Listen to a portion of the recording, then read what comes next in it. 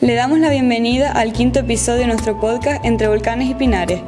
Este proyecto de Elige el Paso, subvencionado por el Ayuntamiento del Paso, tiene como objetivo acercarnos al patrimonio de nuestro municipio a través de las voces de quien lo viven, lo cuidan y lo mantienen vivo. En cada episodio entrevistamos a personas del Paso que nos contarán sus historias, recuerdos y conocimientos sobre lugares, tradiciones y costumbres que forman parte de nuestra identidad. El podcast Entre Volcanes y Pinares colabora con el Proyecto de Igualdad, con el Proyecto Patrimonio Natural, Social y Cultural Canario, con el Eje de Comunicación Lingüística, Bibliotecas y Radios Escolares y con el Eje de Arte, Acción Cultural y Cooperación. Buenos días. Hoy en nuestro quinto episodio recibimos en nuestro podcast Entre Volcanes y Pinares a María Nieves Toledo Simón, más conocida como Sisa, que fue trabajadora de la fábrica Reynolds y es vecina de nuestro municipio. Bienvenida. Buenos días. Buenos días. Doña Sisa, ¿qué recuerda de su infancia? Tantas cosas y ninguna bonita, pero bueno. ¿Nos podría contar un poco cómo eran algunas de las dificultades que sufrió en su infancia? Tantas y tantas. Mi madre quedó viuda con 2 niños pequeños porque mi padre fue en busca de fortuna a Venezuela en una barca, la barca de Serrano la llamaba, y era de los Sauces. Se fueron bastante, pues, los que pudieron en la barca. Tuvimos 2 meses y pico sin saber de él. Mi madre quedó con nosotros, sola, viviendo en un pajero, porque no tenía con qué pagar un alquiler.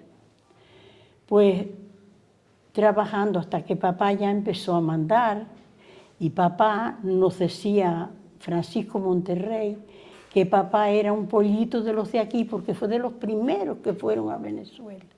Y le fue bien, tuvo 5 años. Pero después los familiares que tenía lo dejaron colgado, se cogieron, cuando papá murió, arando una finca que tenía, se le volcó el tractor, lo dejó aplastadito. Y entonces lo que él tenía una finca, tenía una cochinera, según decía Francisco Monterrey, que vivía frente a donde él tenía, pues lo que él tenía.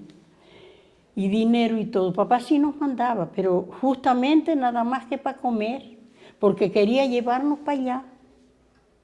Él quería, se vio con una casita más o menos, una finquita, pues se vio más o menos, quería llevarnos.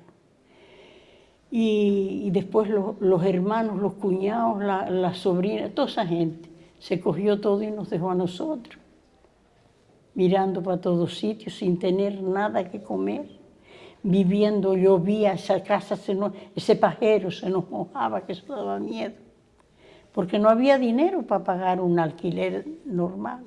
Mira, me amarraban unos cordoncitos aquí, para ordeñarle las vaquitas, porque antes no había ordeñadoras, las vaquitas y las cabritas. A los vecinos por allí había un señor que era manquito, y yo era el apoyo de él, yo con 9 años, imagínate.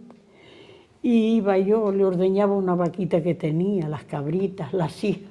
Lo que me ayudaban era a poner el caldero y a poner el otro, porque no tenían calderos grandes y no cabía la leche en uno.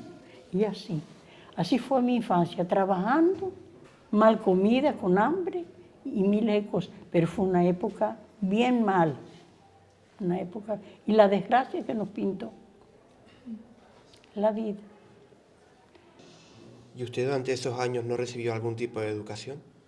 Sí, yo estuve en buenas escuelas, sí señor, porque mi madre trabajaba, y enferma del corazón, que de eso murió. Mi madre trabajaba, ¿tú sabes en qué era el trabajo de las mujeres antes? En segar, le daban fanegas de grano por el trabajo,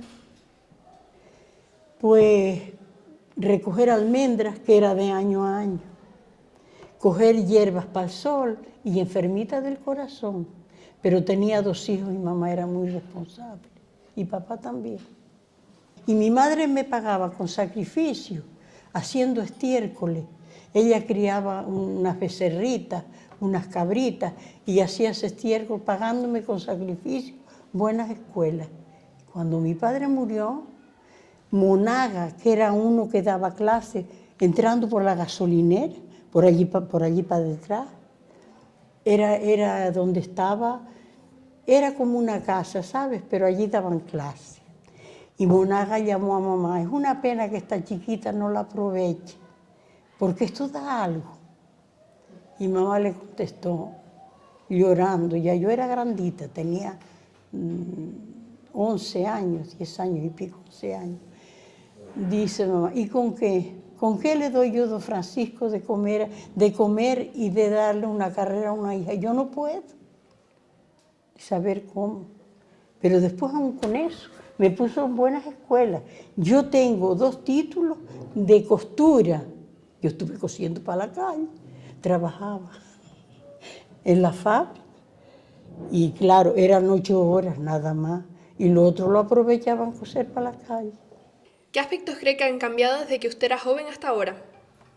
Tantas cosas. Esto sí es verdad que sí. Porque mira, la etapa de vida que se dejó detrás y lo que se está viviendo, ni sombra. Antes había cariño con vecinos, tanto como con los familiares. Y ahora ya ni hay cariño ni hay nada. Nada de nada. Sí. Bueno, hay quien sí, pero no todos. ¿Y usted a qué profesiones se ha dedicado? ¿Quién yo? Sí. Yo desde los 9 años me ponían unos cordoncitos aquí para ordeñar las vacas de los vecinos, por unas papitas en un cesto, una florita de carne y una tacita de gofio. Esa fue mi infancia. A los 12 años empecé con Pedro Capote. Gracias a Dios, ahí ya sí llené la barriga de verdad.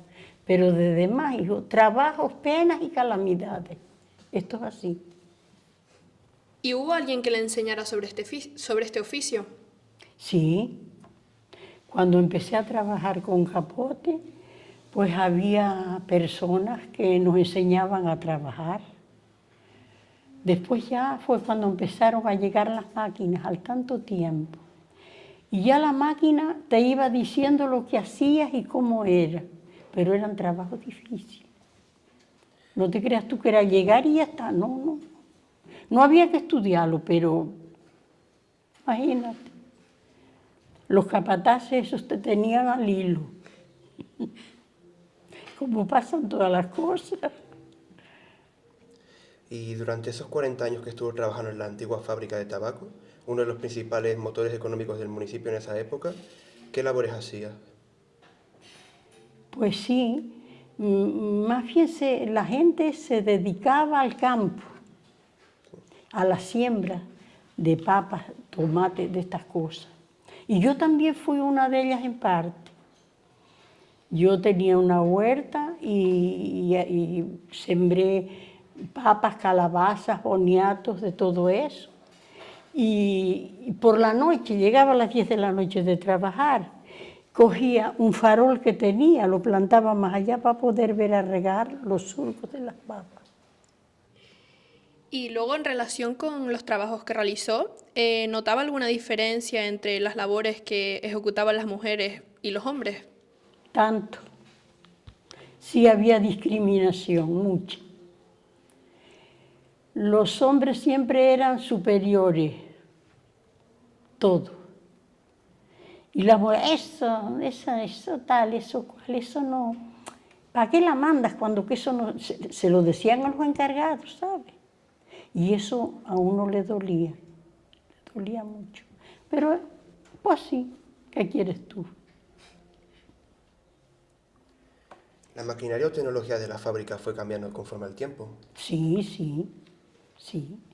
Ya por último había, qué sé yo, qué tantas máquinas. Ya por último había un montón de máquinas encajetilladoras, habían máquinas de cigarros. Yo trabajé en una que era, yo la llamaba la burra. Era cigarro y después salía por el otro sitio las cajas a la empaquetadora. Era como doble máquina, hacía de una cosa y de la otra. Y yo era feliz allí. ¿Y cree que estos avances supusieron ventajas o algún inconveniente? No, yo veía ventaja mía. Porque cuando hacíamos, mira, los cigarros empezó. Había como un cajetín y después tenía un taquito. La máquina, las cajas, las hacían, eran Mensei y Ala. Las hacían en las casas. Llevaban los paquetes de cartones y entonces eso lo pegaban y hacían la caja. Con un taquito, la medida era el taquito aquel para hacer la caja. Y después se ponían los cigarros así en aquella cosita y se hacía, así se llenaba la caja. Se doblaba, se presentaba y se ponía en un cajetín. Todo a mano. A lo primero era todo a mano. ¿A usted alguien le enseñó a defenderse? ¿Le enseñó a alimentar a los animales, plantar las papas y esas cosas? Mi madre, que también quedó viuda joven con 2 hijos, mi hermano y yo, y ella era muy trabajadora y muy luchadora, y siempre nos tenía ahí, nos enseñaba. Y tú sabes lo que nos decía mi madre, nosotros pequeños, porque había hambre. En ese entonces fue una guerra que terminó, no estaba todavía en proa. Y nos decía, si ustedes van por ahí y ven una higuera o tureras o eso, ustedes no se metan. Porque si vienen a requerirme a mí de que los vieron cogiendo algo de eso, ya sabe lo que va a pasar. Y nos tenía, tú sabes cómo, dentro de un puño.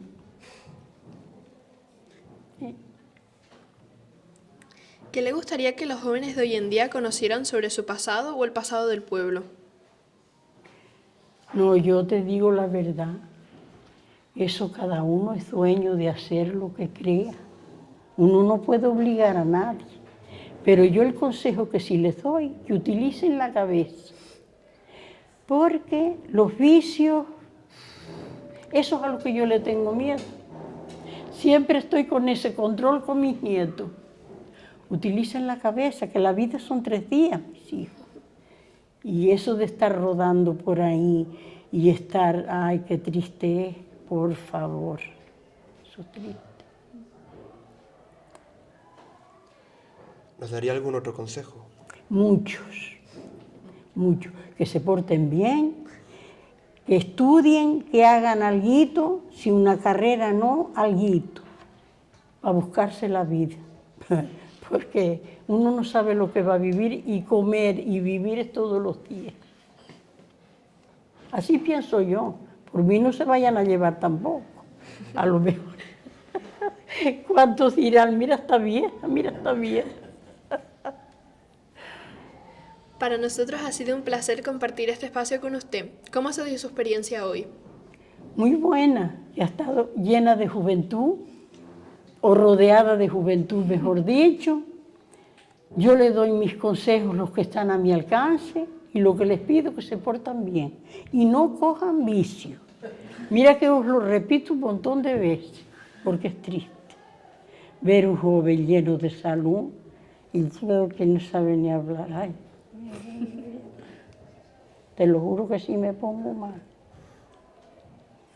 La verdad que sí. Da pena. Muchas gracias a usted, doña Sisa, por la entrevista y a los oyentes por escucharnos. Y a ustedes les doy las gracias y que utilicen la cabeza, nada más.